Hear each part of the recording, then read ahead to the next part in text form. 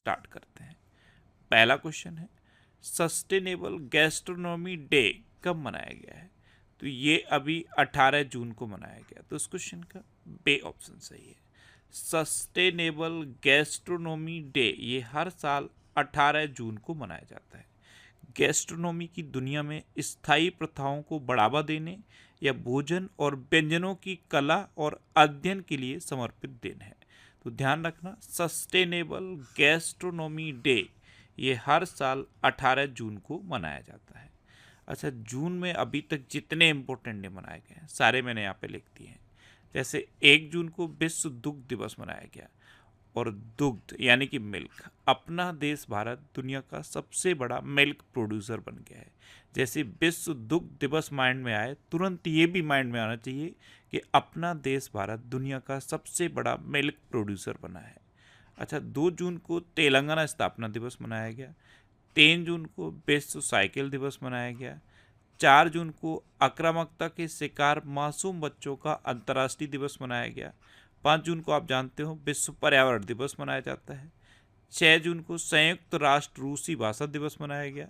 7 जून को विश्व खाद्य सुरक्षा दिवस मनाया गया।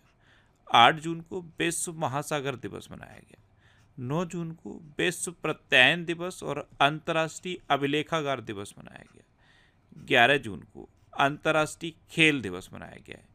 ये अभी इम्पोर्टेंट है। क्यों इम्पोर्टेंट है? क्योंकि 2024 में ये पहली बार मनाया गया है। 12 जून को विश्व बाल श्रम निषेध दिवस मनाया गया। 13 जून को अंतर्राष्ट्रीय एल्बिनिज्म जागरूकता दिवस मनाया गया। 14 जून को विश्व रक्तदाता दिवस मनाया गया। 15 जून को विश्व बुजुर्ग दुर्व्यवहार जागरूकता दिवस मनाया गया। 16 जून को अंतर्राष्ट्रीय पारिवारिक प्रेषण दिवस मनाया गया। और 17 जून को विश्व मरुस्थलीकरण और सूखा रोकथाम दिवस मनाया गया। तो जून में अब तक इतने इंपॉर्टेंट डे मनाए गए हैं, ये आपको याद रखने हैं। नेक्स्ट क्वेश्चन है, हाल ही में 10वां अंतर्राष्ट्रीय योग दिवस 2024 कहाँ आयोजित किया जाएगा? तो 10वां अंतर्राष्ट्रीय योग दिवस 2024 ये श्रीनगर में आयोजित किया जाएगा। तो इस क्वेश्चन का बे ऑप्शन सही है। आपको पता है सितंबर 2014 में प्रधानमंत्री मोदी ने अंतर्राष्ट्रीय योग दिवस मनाने का प्रस्ताव यूनाइटेड नेशन में रखा था, और 2014 के लास्ट में इसे स्वीकार किया गया। तब से हर साल 21 जून को ये अंतर्राष्ट्रीय योग दिवस मनाया जाता है। अभी 2024 चल रही है, तो इस बार 10वां अंतर्राष्ट्रीय योग दिवस मनाया जाएगा, और ध्यान रखना ये श्रीनगर में मनाया जाएगा। नेक्स्ट क्वेश्चन है, हाल ही में विदेश मंत्रालय ने किस बैंक के साथ ए माइग्रेट के लिए समझौता ज्ञापन पर हस्ताक्षर किए? तो विदेश मंत्रालय ने ए माइग्रेट के लिए एसबीआई के साथ समझौता किया। तो इस क्वेश्चन का सी ऑप्शन सही है। ये एसबीआई का जो भुगतान गेटवे है एसबीआई ए पे, इसके माध्यम से डिजिटल भुगतान को स्वीकार करेगा। तो विदेश मंत्रालय ने एसबीआई के साथ समझौता किया है। नेक्स्ट क्वेश्चन है, हाल ही में किसने नॉटिंघम ओपन का खिताब जीता?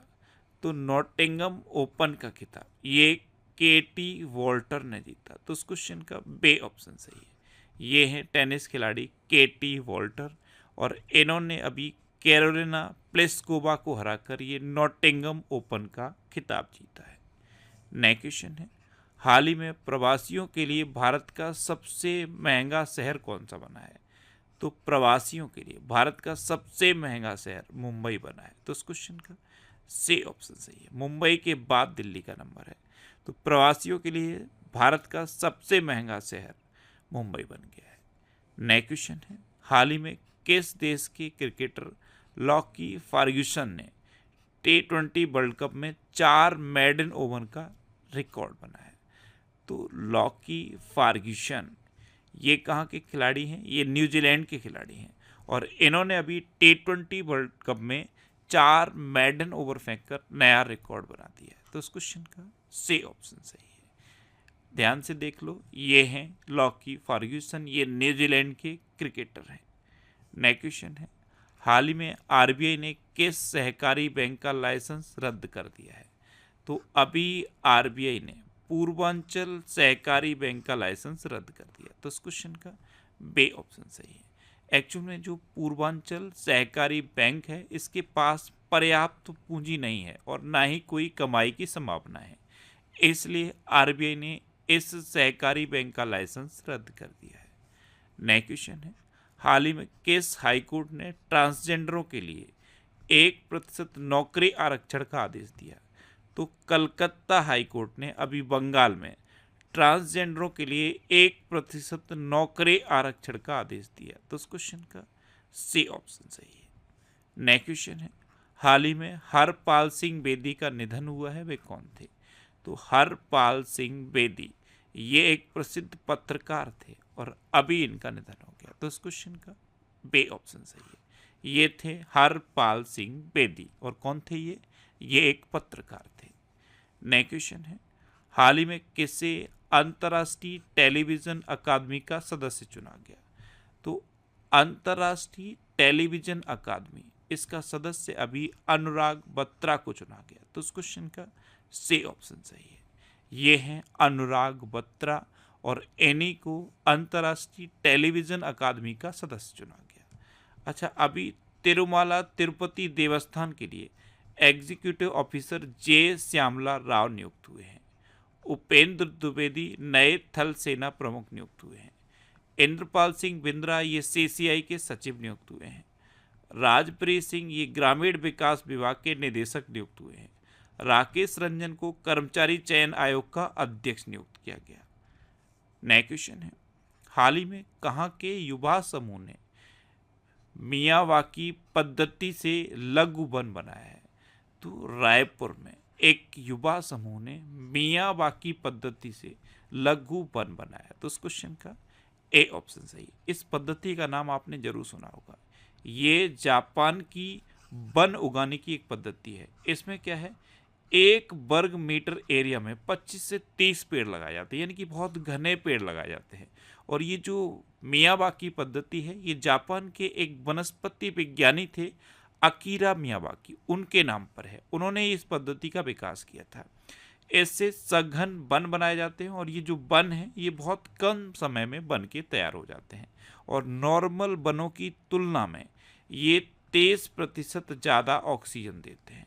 तो ये मियावाकी पद्धति है, ये वनों को उगाने की पद्धति है, लघु वनों को उगाने की पद्धति है। और अभी NHAI